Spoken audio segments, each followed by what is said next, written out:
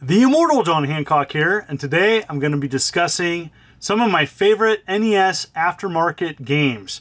You know, I've covered a lot of homebrew games on my channel, and I thought today I'd compile some of my favorite ones, or ones I was involved with, and thought I would discuss them with you. Now, how I'm showing and capturing this footage is two-part. I'm using a Everdrive cart from Stone Age Gamer. They actually carry quite a bit of these Everdrive cartridges. They sent me this one to talk about. This is the Everdrive N8 Pro, and so they carry a very nice quality line of Everdrive carts, and you can kind of pick and choose what options you want. And what's really cool about the N8 Pro is it can play everything. It's got save states, it's got multiple options, and they can really customize at Stone Age Gamer kind of the Everdrive cart for you. And so they also include, for additional costs, you can also deluxe it with adding a case and a manual and some other things. Now, I'm playing on a retro USB AVS, and so I've had one in my collection for a couple years now. Without further ado, I'm going to list 10 games that you can check out and play. You don't have to use an Everdrive cart, but it's a cool way of playing all these games in one spot on original hardware, or if you want to go clone option, you can go with a retro USB. All right, first up is kind of a carnival style shooter called Blade Buster, and this game is free. It is a fantastic shooter. And it's not going to be for everybody. It's definitely kind of a competition style thing where you're trying to go for a high score and you have so many minutes. It's fairly challenging, but you know, this is a free game and it's done by High Level Challenge. And so this is a really cool free NES game. You can play it on emulators as well, and definitely worth checking out. The next one is near and dear to my heart, and that's Cowltiz Gamer's Second Adventure. Now, this is a fantastic two-player game that kind of got picked up by some speedrunners. And, you know, this was done by MT and crew, as well as some other people were involved with this. Thank you so much to all who contributed to this, because it was sold for charity to raise funds for Arc of Cowlitz County. And so this ROM is still available with a recommended donation to Arc of Cowlitz County. The link will be below. And this is a fantastic game. My kids are the playable characters in this game. My daughter Kaylee is the main character, with my son Justice being player 2. And so great level design, 50 levels. It does have a different ending of 2 players complete it. It is fairly challenging. There's bonuses. Can you find the diamonds on all the stages?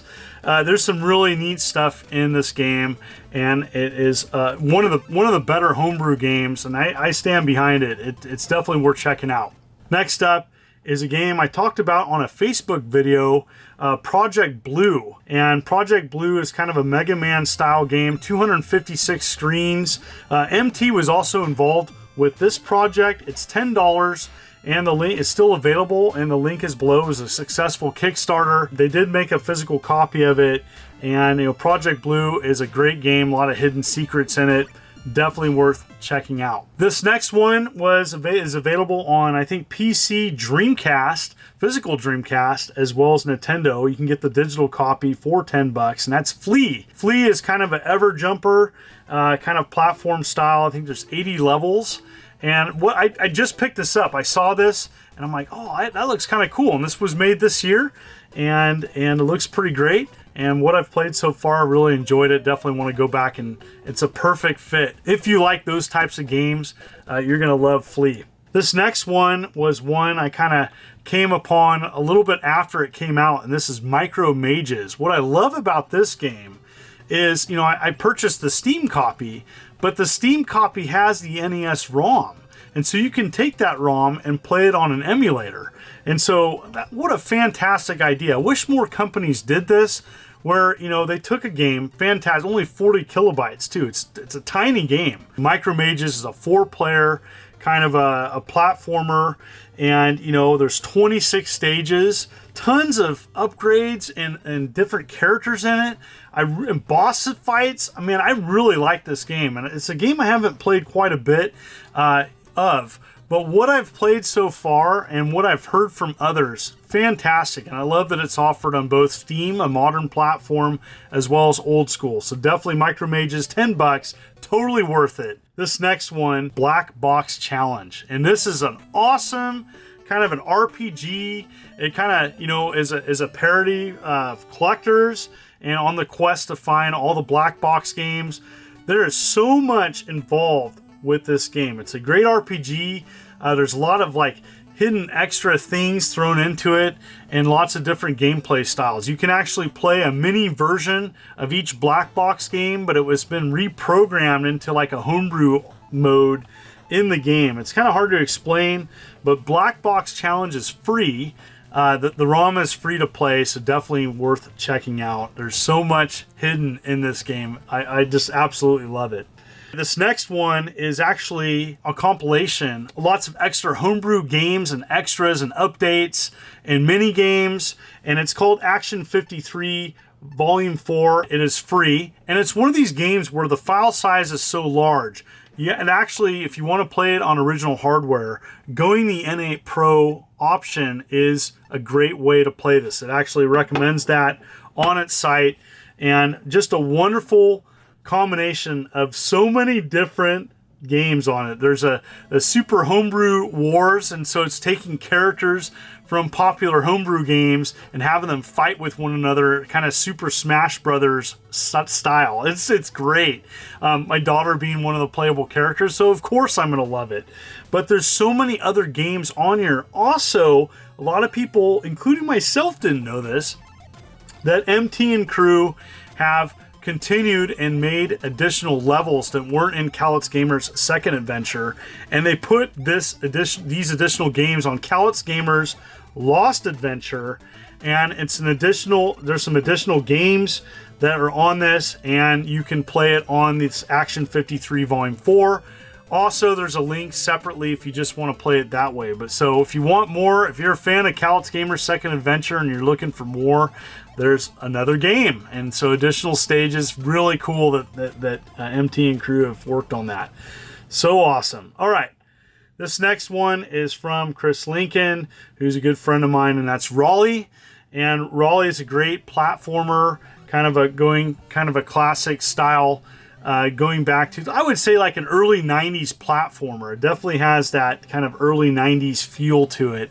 And Rollie's got 16 huge stages, and I really enjoyed this one. I really kind of felt like I was playing like a Mario or a Sonic. And one thing, Rollie was debuted at a Cowltiz Gamers years past, and a lot of kids came up and were enjoying playing this very colorful and child-friendly platformer. And so Rollie's a great platformer to check out. It's 10 bucks, and the link is below for that. You know, thank you so much, Chris, for making a wonderful game. All right, next up is another game I talked about on my channel, and that's Twin Dragons, a successful Kickstarter. Very colorful, again, a very kid-friendly platformer, definitely worth checking out. 1 or 2 player, and it's 10 bucks for the digital copy of this. There's several of these games you can get on physical, but you know, with the cost of everything, it's kind of nice to know that these companies are also offering a $10 digital option. I think we're there. I love that these companies are offering that, because I know a lot of people are going the Everdrive route. That's what I love about the Everdrive, is that you're able to play all these ROMs and able to play them in one spot. Or if you want to go the emulator route, nothing wrong with that, and you can play it that way. And so definitely worth checking out Twin Dragons. Last and definitely not least is the Mad Wizard. Mad Wizard is actually part of a trilogy called the Candelabra Epic, and it was the first of 3 games. And I've talked about another one of the games of the trilogy on my channel, and that was Candelabra Estocero. And so, you know, the Mad Wizard was the first one of the series, and it was one I haven't played too much, but it kind of reminds me of an early NES game. And so if you're a fan of those early puzzle games, I'm thinking maybe a little bit like Legacy of the Wizard or something kind of like that. The Mad Wizard is a simple platformer in which you're going around, you're gaining abilities as you progress in the levels. Simple level design, but it kind of has a catchy tune. It's free. Check it out. Sly Dog Studio is also on their website, has Black Box Challenge. And so you can go there as well as many other games that are free. And so that is my pick for 10 awesome aftermarket NES games. There are several others. What are your picks? What are picks that you think people need to check out? Are they free? Is there digital copies being sold? I would love to hear from you. And as always, thank you for the wonderful support. I had a lot of fun with this video. I had a lot of great memories talking to several of these development teams and love seeing the progress that they shared with others. If you are a designer of any type of game, thank you for your contributions, as several people such as myself know the hard work and effort that goes into programming these games and sharing them with others. And as always, hit that like and subscribe button and click the bell as I'm uploading videos every week. You folks are wonderful and beautiful. This is the Immortal John Hancock, and you take care.